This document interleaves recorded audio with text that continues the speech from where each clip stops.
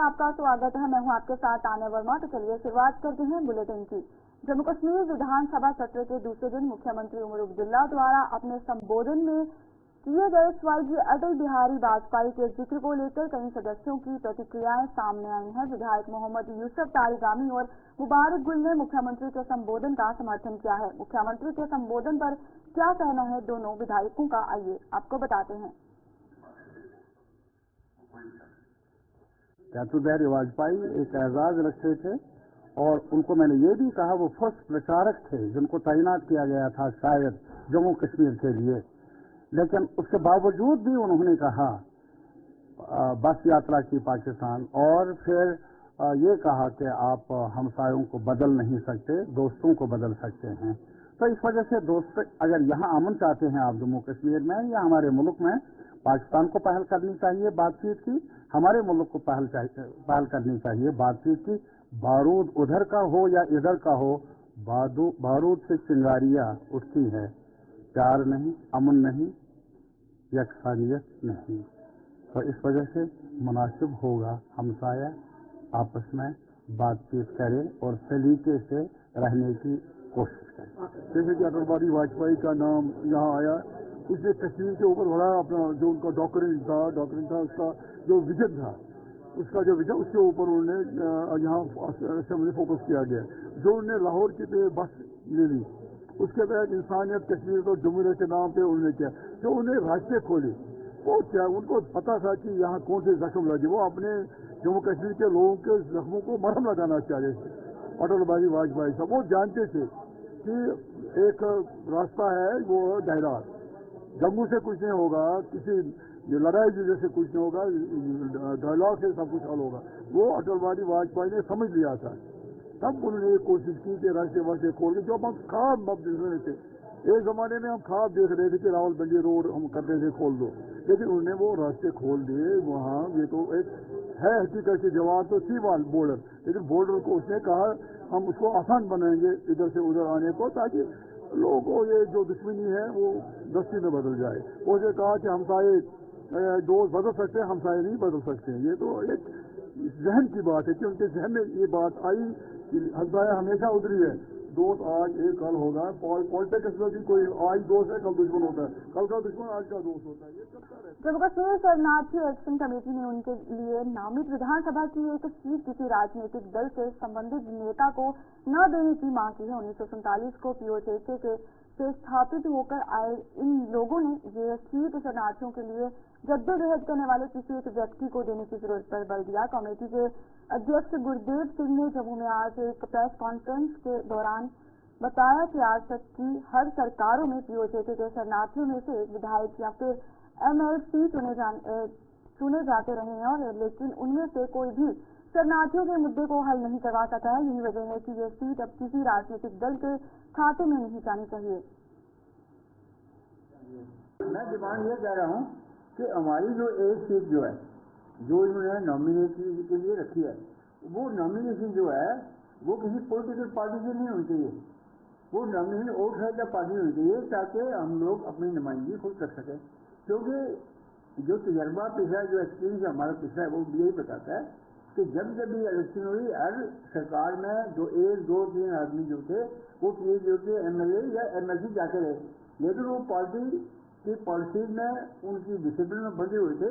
उन्होंने कभी भी हमारा जो इशू है असेंबली में या पार्लियामेंट में रेज नहीं किया उन्होंने। तो हम चाहते हैं कि अगर हम में से नॉमिनेशन किसी को दी जाएगी, हमारे लोगों में जो जरूरियात करें, जो लड़ाई लड़ रहे हैं, वो जब उनमें से किसी को नॉमिनेट किया जाएगा तो डेफिनेटली वो, क्योंकि वो किसी पॉलिसी या किसी डिसिप्लिन में बंधा हुआ नहीं होगा, एक्चुअली अपने लोगों की बात करेगा, वो जो जेके वालों की बात करेगा। तो वो हम चाहते हैं कि उनमें से उनकी जो नॉमिनेशन है उसकी होनी चाहिए, बाय के लिए पॉलिटिकल पार्टी से किसी की नॉमिनेशन होनी चाहिए। अगर ये करेंगे तो वो बहुत बड़ी इंसाफी होगी और उसका कोई पर्पज नहीं रहेगा। और Jammu Kashmir transport welfare association को ट्रांसपोर्टरों के कदर अन्य संगठनों का साथ मिला है। ये सभी ट्रांसपोर्ट संगठन Jammu Kashmir transport welfare association में शामिल हो गए हैं, और खास बात यह है कि इनमें से कुछ संगठन कश्मीर से भी संबंध रखते हैं। और Jammu Kashmir transport welfare association के चेयरमैन अजीत सिंह ने जम्मू में आज आयोजित एक कार्यक्रम के दौरान इन सभी ट्रांसपोर्टरों का एसोसिएशन में स्वागत किया। उन्होंने बताया कि इससे Jammu Kashmir transport welfare association की ताकत बढ़ी है और ट्रांसपोर्टरों के सभी मुद्दों से अब सिलसिलेवार ढंग से नई सरकार को अवगत कराया जाएगा ताकि उन्हें हल किया जा सके। जो आज एक प्लेटफॉर्म में इकट्ठा होकर ट्रांसपोर्ट की प्रॉब्लम को हल करने के लिए एक स्टेज में एक झंडे के नीचे आए हैं और वो झंडा है RGNK ट्रांसपोर्ट वेलफेयर एसोसिएशन। तो यहाँ में शफी साहब का और उनकी पूरी टीम का, क्योंकि मैं नाम लूंगा तो बहुत मतलब 30-35 बंदे तो खाली अभी प्रेसिडेंट जो है कश्मीर से आए हुए हैं, तो मैं पूरी टीम का धन्यवाद करता हूँ जिन्होंने ट्रांसपोर्ट का दर्द समझते हुए आज सबने एक प्लेटफॉर्म में आके एक आवाज में RGNK ट्रांसपोर्ट वेलफेयर एसोसिएशन को समर्थन दिया है और एक झंडे के नीचे आके अपनी प्रॉब्लम्स को उठाने का, अपनी प्रॉब्लम्स को सरकार तक पहुंचाने का, अपने वो ड्राइवर भाई, अपने वो ट्रांसपोर्टरों की बात हल कराने का, उन प्रॉब्लम्स को हल कराने के लिए आज सबने एक आवाज में जो अपनी आवाजों को एक आवाज बनाया है, मैं उसके लिए सबका थैंक्स करता हूं और उम्मीद करता हूं कि जैसे आज सब एक प्लेटफॉर्म में आके इकट्ठा हुए हैं, वैसे ही आपकी अंडरस्टैंडिंग से सरकार के साथ मिलकर, क्योंकि पहले एलजी प्रशासन था, एलजी गवर्नमेंट थी, तो हम एलजी प्रशासन के साथ चलते हमेशा टेबल टॉक के थ्रू हमारी कोशिश होती थी कि टेबल टॉक के थ्रू ही हम अपनी जो प्रॉब्लम्स हैं वो प्रोसीजर फॉलो करके अपनी प्रॉब्लम्स का हल खोजें। तो अभी इलेक्टेड गवर्नमेंट आई है, तो हम सब ये वादा करते हैं ट्रांसपोर्टरों से कि हम जैसे पहले एलजी प्रशासन के साथ चलते वैसे ही अभी चुनिंदा सरकार जो आई है उनके साथ चल के ट्रांसपोर्टरों की जो समस्याएं हैं उनका हल जो है वो देश के अन्य हिस्सों की तर्ज पर पुंछ में भी आज बाज मजदूरी के खिलाफ बड़ा अभियान चलाया गया। चाइल्ड वेलफेयर कमेटी, समाज कल्याण विभाग, डिस्ट्रिक्ट लीगल सर्विस अथॉरिटी, श्रम विभाग और पुलिस की तरफ से चलाए गए इस अभियान में होटलों, ढाबों, वर्कशॉप व अन्य दुकानों पर छापे मारकर 2 बाल मजदूरों को मुक्त करवाया गया। इस दौरान दुकानदारों को बाल मजदूरी के खिलाफ बनाए गए कानून की भी जानकारी दी गई और ताकि वो कभी भी नाबालिगों को अपने अपने संस्थानों में काम पर न रख सकें। ड्राइव हमने रखी हुई है, ये 10 इंडिया प्रोग्राम एक मिनिस्ट्री ऑफ वुमेन चाइल्ड की तरफ से किया जा रहा है, जिसमें national commission of protection of child rights से कम्युनिकेशन था कि पूरे भारत में जो है एक रेस्क्यू ड्राइव चलानी है बच्चों के लिए, तो कहीं भी कोई बच्चा जो 18 साल से कम जो है वो कहीं भी काम करता ना पाया जाए। तो उसी के सिलसिले में जो हमने पहले 2 ड्राइव मेन सिटी में की थी, तो उसी का आज ये कड़ी में हमने ये पुंछ इस मार्केट में किया है। तो इसमें हमारे साथ आज हमारे साथ DALSA police department, labour department और चाइल्ड वेलफेयर कमेटी की तरफ से ये किया जा रहा है, डिस्ट्रिक्ट टास्क फोर्स की तरफ से।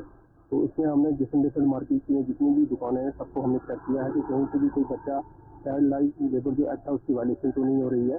तो हमें आज बड़ा अच्छा कॉपरेशन मिल रहा है, जिसमें जहाँ भी हम गए लोगों ने हमें सब कॉपरेट किया है। और फिर भी मैं आपके माध्यम से ये लोगों से अपील करूँगा कि जहाँ पे भी हमारी टीम जाए इसके साथ कॉपरेट कीजिए और इसमें हमारी सहायता कीजिए कि कोई भी बच्चा जो है स्कूल से बाहर ना हो, कम से कम उसको मिनिमम जो एजुकेशन है, राइट टू एजुकेशन एक्ट के तहत वो एजुकेशन मिलनी चाहिए।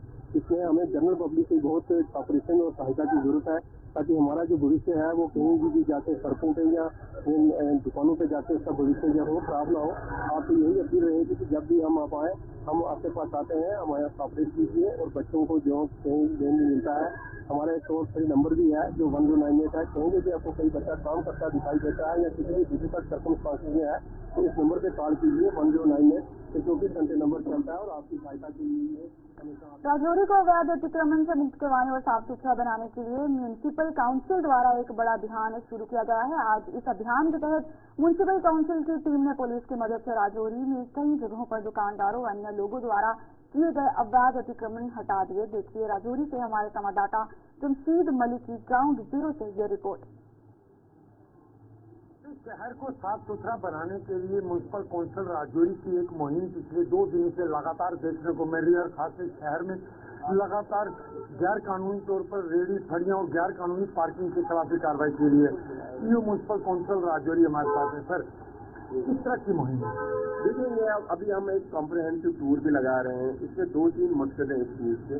सबसे पहले है कि जो एंटी एनक्रोचमेंट हम ड्राइव जो चला रहे हैं, जो भी स्मॉल एनक्रोचमेंट्स हैं उसको हटा रहे हैं। प्रैक्टिकली एक एनालिसिस भी है हमारी कि जो हम फ्यूचर के लिए एक प्लान बना रहे हैं ट्रैफिक डीकंजेशन के लिए, उसमें हमने कुछ स्टेप्स लिए, जैसे डेरा बस स्टैंड का भी हमने म्यूनसिपैलिटी ने काम किया, वो भी उसके ओवरऑल कुछ जगहें हैं उसको हम नो पार्किंग जोन कर रहे हैं, कुछ जगहें हैं उनको हम पार्किंग जोन करेंगे डिक्लेयर, कुछ जगहें ऐसी उनको वेंडिंग जोन करेंगे, कुछ नॉन वेंडिंग जोन कर रहे हैं। तो इसलिए ये ओवरऑल एक कम्प्रहेंसिव टूर है। देखिए ये हमारी वर्दी डीसी साहब की डायरेक्शन थी कि लोगों की आराम के लिए ऐसे ऐसी जगहें जो पब्लिक स्पेस लोग बैठते हैं कहीं हैं उस पर काम किया जाए।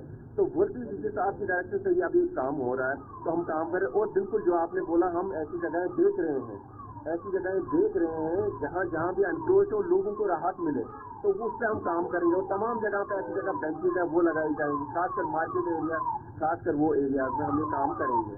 इसमें पूरी हमारी टीम जो ये इनिशिएटिव शुरू हुआ है ये लगातार चलता रहेगा। और ट्रैफिक पुलिस जो डायरेक्शन हुई है, हमारी पुलिस भी साथ है, और हमारे ईओ साहब सुशील साहब, हम सारे इलाके इसको रिमूव करेंगे और इसको बिल्कुल एक स्मूथ ट्रैफिक मूवमेंट के लिए अवेलेबल कर देंगे। डोगरी भाषा की अनदेखी किए जाने का आरोप लगाते हुए डोगरी के स्टूडेंट्स और स्कॉलर सरकार के खिलाफ लामबंद हो गए हैं। जम्मू में आज इन लोगों ने प्रदर्शन करते हुए नई शिक्षा नीति का हवाला देते हुए सरकार पर डोगरी भाषा को उसका हक न दिए जाने का जिम्मेदार ठहराया। उन्होंने आरोप लगाया कि सरकार द्वारा बनाई गई नई शिक्षा नीति में ही डोगरी भाषा को उसकी जगह नहीं मिल पाई, और यही वजह है कि आज यहाँ कुछ एक स्कूलों में डोगरी भाषा पढ़ाई जा रही है, वहीं डोगरी के कई स्कॉलर और स्टूडेंट्स भी आज बेरोजगार बैठे हुए हैं। कि 575 ਜਿਹੜੀਆਂ ਪੋਸਟਾਂ ਵੈਰੀਫਾਈ ਹੋਈਆਂ ਨੇ ਐਜੂਕੇਸ਼ਨ ਡਿਪਾਰਟਮੈਂਟ ਦੇ ਵਿੱਚ 2021 ਦੀ ਨੋਟੀਫਿਕੇਸ਼ਨ ਦੇ ਵਿੱਚ ਡੋਗਰੀ ਦੀ ਇੱਕ ਪੋਸਟ ਨਹੀਂ ਹੈ। ਹਾਲਾਂਕਿ ਨੈਸ਼ਨਲ ਐਜੂਕੇਸ਼ਨ ਪਾਲਿਸੀ ਜਿਹੜੀ ਮਿਨਿਸਟਰੀ ਆਫ ਐਜੂਕੇਸ਼ਨ ਦੀ ਹੈ ਉਹ ਇਹ ਆਖਦੀ ਹੈ ਕਿ ਰੀਜਨਲ ਲੈਂਗੁਏਜ ਜਿਹੜੀ ਉਹ ਕੰਪਲਸਰੀ ਹੋਣੀ ਚਾਹੀਦੀ ਹੈ। तो अगर जम्मू की रीजनल लैंग्वेज डोगरी है तो क्यों सरकार जी एडमिनिस्ट्रेशन उसी शासन प्रशासन उसी इंप्लीमेंट नहीं करा न्यू एजुकेशन पॉलिसी की। हालांकि न्यू एजुकेशन पॉलिसी 2022-23 की फ्रेम हुई थी, लेकिन अज तक इन्ना टाइम होने के बावजूद मैं तुझे सुना 428 सेंटरियां जड़ियां जम्मू प्रोविंस के विच ने जिंदे गिनतरी 7-8 हाई सेंटरियां डोगरी पढ़ाई जा रही तो उनके भी ओवरऑल जम्मू प्रोविंस के सिर्फ इस लेक्चर जेह्ड़ा मैं तुझे सुना कि इन्ने ज्यादा स्कॉलर ने जो PhD होल्डर ने जो MA करिए डोगरी बैठे ने वो अबाउट टू ओवर एज होने जा रहे। तो फिर मैं गल सुनाओ तुम डोगरी की गल करते हो शब्द लैंदे हो, डोगरी साढ़े सांसद साहब भी शब्द लैंदे, साढ़े PMLA साहब भी शब्द लैंदे, लेकिन जिसले डोगरी की अख की गल आती हो तो कुछ ना कुछ डोगरी की अख की मारिया जाता है। अस ये डिमांड करना चाहते कि डोगरी नोड़ा बंदा केड़ा दिता जा। अगर 400 स्टेटरियां है तो न्यू एजुकेशन पॉलिसी जी थोड़ी सरकार ने बनाई गई है, केंद्र सरकार की बनाई गई वो आखदी है कि रीजनल लैंग्वेज कंपलसरी है, बच्चे की पढ़ने को ला लीजिए 12वीं तक पढ़ने पौनी है। तो साड़ी ये डिमांड है कि जी स्कूलों डोगरी कंपलसरी की जा और डोगरी। जम्मू कश्मीर पुलिस में सब इंस्पेक्टर कांस्टेबल के पदों के लिए भर्तियों में उम्र की छूट की मांग को लेकर जम्मू में आज प्रदर्शन हुआ। युवाओं ने इस मांग को जोर शोर से उठाते हुए सरकार से इसे पूरा करने का आह्वान किया। उनके मुताबिक 8 साल बाद होने जा रही इन भर्तियों में युवाओं को उम्र में छूट दी जानी चाहिए, क्योंकि कई युवा अब ओवर एज हो गए हैं। हमें काफी समय से हम धरना प्रदर्शन कर रहे हैं, मेमोरेंडम दे रहे हैं, जगह जगह डेलीगेशन लेके जा रहे हैं हम सरकार को, वर्तमान सरकार को हम और एलजी से हम रिक्वेस्ट कर रहे हैं कि जो JKPSI कांस्टेबल की जो रिक्रूटमेंट हो रही है उसमें एज रिलैक्सेशन दी जानी चाहिए। ये 8 साल के बाद जो है रिक्रूटमेंट हो रही है, इसमें काफी समय का इंतजार करना पड़ा। जो एस्पिरेंट्स थे 8 साल के बाद वो आज की डेट में ओवरेज हो चुके हैं। इसके बीच में कोविड भी आया, कोविड के कारण से जो है पूरे देश के अंदर पूरी यूटीज के अंदर जो है एज रिलैक्सेशन दी गई। जो SSC सबसे बड़ी जो रिक्रूटिंग बॉडी है उसमें भी एज रिलैक्सेशन दी गई, लेकिन अनफॉर्चुनेट पूरे देश के अंदर एक वाहिद जम्मू कश्मीर जो यूटी है इसमें एज रिलैक्सेशन नहीं दे रहे हैं हमें। जो बच्चे हमारे जो रात दिन मेहनत करके जो इस JKPSI कांस्टेबल की तैयारी कर चुके हैं वो इसमें फाल आज की डेट में नहीं कर रहे हैं।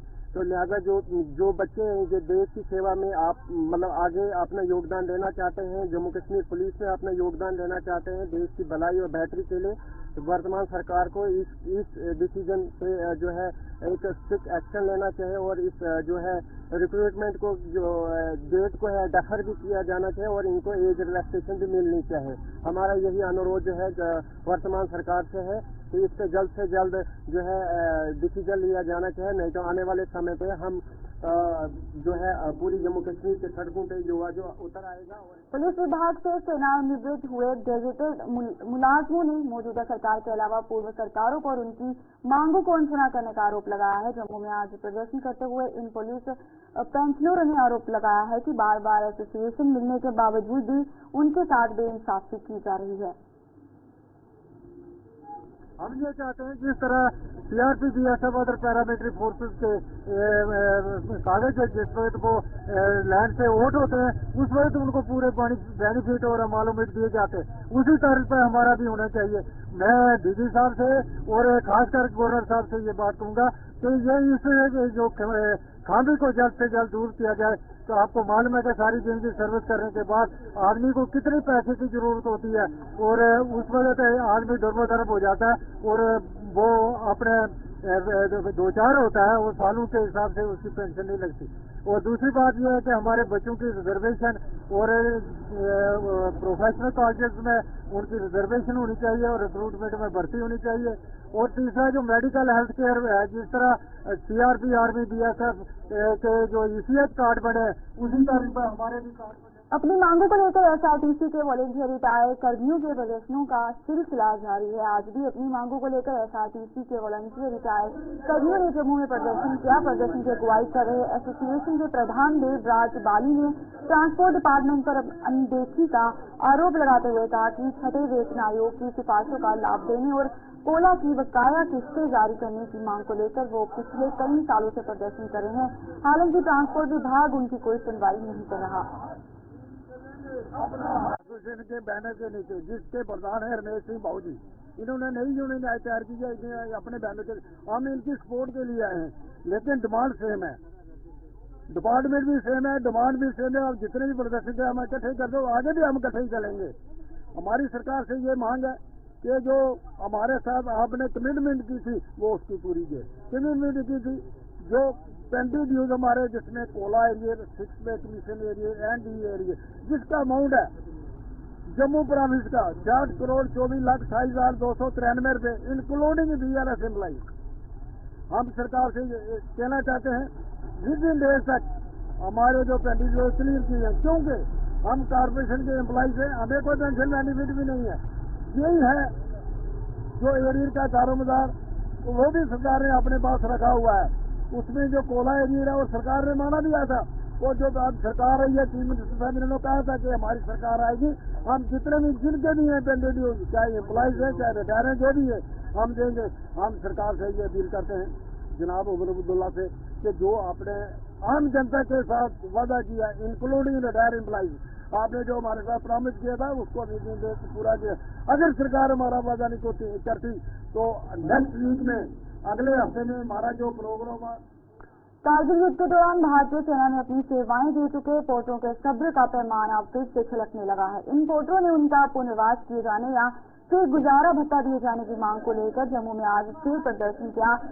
पोर्टों के अनुसार बार बार आश्वासन मिलने के बावजूद भी ना तो उन्हें सेना में भर्ती किया गया और न ही अब तक उनकी आर्थिक तौर पर कोई मदद की गई है। तो दिल्ली में चले गए, संसद भवन में चले गए, वहाँ पर हमारी बातचीत हुई, सारी फाइल वगैरह उन्होंने ली और हमें आश्वासन भी दिया कि भाई अभी आने वाला जो भर्ती है उसमें आपको ले लेंगे। 140 में कुछ डाले जाएंगे, कुछ एयरफोर्स में डाले जाएंगे, कुछ एमईएस में डाले जाएंगे, तो ये थोड़े से लड़के हैं उनका काम हो जाएगा। पर बदकिस्मती ये है कि अभी तक कोई काम नहीं हुआ। आश्वासन पे आश्वासन दिया जा रहा है लेकिन काम कोई नहीं हुआ। तो हमारी ये बार बार ये प्रत्याशी है कि अब गवर्नमेंट से अपील है और आपके माध्यम से हम ये कहना चाहते हैं कि जो बेरोजगार लड़के जो कारगिल टाइगर हिल में जो मतलब काम करके आए हैं, अब देखो ना जम्मू में कोई इनके लिए कोई मतलब कोई एक्टिविटी करते हैं, ये प्रोटेस्ट करते हैं, इनका कोई सुनवाई नहीं होती। और जो कश्मीर की अगर हम बात करें तो वहाँ पे नेशनल एंटी एक्टिविटीज करते हैं, पत्थर मारते हैं, गोलियां चलाते हैं, उनको ऊपर नीति बनाई जाती है। हम गवर्नमेंट से ये अपील करते हैं कि ये जो वोटर हैं प्रोटेस्ट कर रहे हैं तो इनको या तो परमानेंट कोई सेटलमेंट करें, या कोई पेंशन के रूप में दिए जाए, कोई रिलीफ दिया जाए, ताकि इनका थोड़ा सा गुजारा भत्ता हो जाए। यही हमारी गवर्नमेंट की डिमांड है। सफाई कर्मचारियों के हड़ताल के कारण बिश्नाह कस्बे में जगह जगह गंदगी के ढेर लगने शुरू हो गए हैं। बिश्नाह में भी अस्थायी सफाई कर्मचारी नियमित करने की मांग को लेकर कामचोर हड़ताल पर है, जिससे अब वहां महामारी फैलने का खतरा उत्पन्न हो गया है। मौजूदा समय में डेंगू सहित मच्छरों से होने वाली अन्य बीमारियों से लोग ग्रसित हो रहे हैं, और ऐसे में समय में सफाई कर्मचारियों की हड़ताल से हर कोई सख्ते में आ गया है। बिश्नाह व्यापार मंडल के प्रधान नारायण दत्त शर्मा सहित अन्य संस्थाओं के सदस्यों ने सरकार से सफाई कर्मचारियों से बातचीत कर उनके मुद्दों को सुलझाने की मांग की है, ताकि हालात और बेकाबू न हो पाए। यहाँ पे आप देखिए डेंगू के भी बड़े पेशेंट निकल रहे हैं, तो इसमें और खतरा बढ़ सकता है, क्योंकि जहाँ सफाई नहीं होगी वहाँ पे मच्छर पैदा होगा, और मच्छर पैदा होगा तो डेंगू आएगा। तो इस वक्त डेंगू के रोज 50-60 जो केसेस निकल रहे हैं जम्मू में, ऐसा ना हो बढ़ जाए और ऐसी कैजुअलिटी होने का डर रहे। तो सरकार को, डिपार्टमेंट को चाहिए कि इनके साथ बात करे, और जो भी व्यवस्था हो बिश्नाह की सफाई की, या और भी जो आरसपुरा या जहाँ जहाँ भी इन्होंने स्ट्राइक की है उनके साथ बात करें। जब म्यूनसिपैलिटियाँ नहीं होती थी, कारपोरेशन नहीं होती थी, तब भी तो व्यवस्था गाँव के अंदर अच्छी व्यवस्था होती थी। तो लोगों को भी अपना कोई जिम्मेवारी का एहसास करना चाहिए, और कहीं एक जगह निश्चित करनी चाहिए जहाँ का दूसरों को तकलीफ नहीं हो, वहाँ पे कूड़ा फेंके। और मैं जो डिपार्टमेंट है उससे कहूँगा कि डायरेक्टर साहब हैं या और भी जो बड़े अफसर हैं वो खुद बात करें, या जो भी सरकार बनी हुई है उससे बात करें।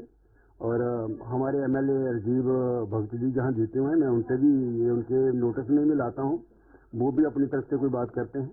तो यही है कि जल्दी से जल्दी इसका कोई निपटारा होना चाहिए। बहुत ही ज्यादा लोगों को परेशानी है, लोगों को नहीं है, जो आम दुकानदार हैं बिश्नाह के, जो लोग वो भी परेशान है इससे कि इतनी गंदगी हो चुकी है। आज 4 दिन हो गया गंदगी इतनी, और इतनी स्मेल है वहाँ, और साथ में डेंगू है, मच्छर भी पैदा बहुत हुआ है, और उसके साथ डेंगू है, और लोगों को इतनी परेशानी आ रही है, दुकानदारों को इतनी परेशानी आ रही है। हमें समझ नहीं आती जो पक्के मुलाजिम है वो क्यों नहीं काम कर रहे। आपका तो फर्ज बनता है, आप पक्के हो, आप तनख्वाह लेते हो सरकार से, महीने में आपको तनख्वाह डालती है सरकार, तो आप तो काम करें। हाँ, मानते हैं हम कच्चे हैं, जो कच्चे सरकार आपकी मांग जायज है कि आप कच्चे हो तो हमें पक्के करो, उसकी आप ठीक है, आपकी जायज मांग है, लेकिन जो पक्के हैं उनको काम करना चाहिए। ये तो नोटिफाई कमेटी एरिया का कमेटी का काम है, जो इन मुलाजिमों को बोलना चाहिए। ईओ साहब ने, जो ईओ साहब हम नए आए हैं, उन्होंने बोलना चाहिए अपने मुलाजिमों को, जो पक्के मुलाजिमों उनसे काम करवाना चाहिए। कितनी देर आप बंद रहोगे, यहाँ बीमारी फैलेगी, लोग बीमार होंगे, हॉस्पिटल में लोग बेड पे पड़े रहेंगे, बिछड़ा लोगों को, बाहर लोगों को नुकसान होगा। इसलिए मेरी ये रिक्वेस्ट है कि जितनी जल्दी हो सके ईओ से, प्रशासन से यही कहना चाहता हूँ कि जो आपके पक्के मुलाजिम हैं उनको काम पे लगाएं, वो काम करें। दूसरों को स्ट्राइक करने दो, उनका हक है, लेकिन जो पक्के हैं उनको काम कराएं। सूर्योपासना का 4 दिवसीय छठ पर्व आज शुभारंभ हुआ, और नहाय खाए के साथ पूजन व्रत की शुरुआत हुई। छठ पर्व मनाने वाले परिवारों में विशेष उत्साह देखा जा रहा है। जम्मू में प्रवासियों ने पूजा के सामान की दुकानें सजा दी हैं, जहां प्रवासी लोग पूजा के सामान की खरीदारी कर रहे हैं। जैसे छठी मैया की पूजा है, आज से हमने दुकान लगाए, और ये 7 तारीख का पूजा है, छठी मास है। 7 तारीख को हमें 4 बजे घाट पे आकर के पानी में उसके तरफ घूम कर रहने पड़ते हैं, हाथ में लेकर के जो होता है कलसा। फिर रात को 9 बजे के बाद फिर हमें सुबह 4 बजे आना है 8 तारीख को। 8 तारीख को 4 बजे आकर के जब तक सूरज नारायण जी उदय होगा तब तक हमें पानी में खड़ा होने पड़ता है। और ये जितने हैं सब ये चढ़ावा उन्हीं की है, जैसे सुपनी हो गया, टोकरी हो गया, ये सब में सजावट होता है। इसका क्या क्या बनते हैं, जैसे उसका बनते हैं पकवान, जो ठकुआ बनते हैं, वो चावल के, वो लड्डू के जैसे, उसको हमारे भाषा में भुसवा बोलते हैं, वो बनते हैं। अदरक हो गया, हल्दी हो गया, गागल हो गया, नारियल हो गया, ये केला हो गया, जितने सीताफल है, ये सब माता जी के चढ़ावे में लगते हैं। मन्नत पूरी होती है। हाँ, मानी जो आप उनके वो पूर्ण से करोगे ना, वो पूरा माता जी पूरा कर देते हैं। ये इस तरह का त्योहार है कि बहुत अच्छे से मनाते हैं इसको, छठी मैया को। सबसे बड़ा त्योहार हमारा यही होता है, तो 3 दिन तक चलेगा। आज कद्दू भात भी खाएंगे, और आज से शुरू हो गया बस। इसमें जो मन्नत मांगेगा सभी पूरी होती है, जो भी मानेंगे, बड़ा मांगे छोटा मांगे कोई भी मांगे सभी मन्नतें पूरी होती हैं। कहाँ मनाया जाता है? ये बिहार में ज्यादा मनाया जाता है, पटना हो गया है ना, तो सबसे ज्यादा बिहार में ही मनाया जाता है। और जिसकी मन्नतें पूरी होती वो भी मनाता है, ऐसी कोई बात नहीं कि मतलब कोई नहीं मना सकता, जिसकी मन्नतें पूरी होगी। चलिए न्यूज़ 30 में फिलहाल इतना ही, मुझे दीजिए इजाजत, नमस्कार।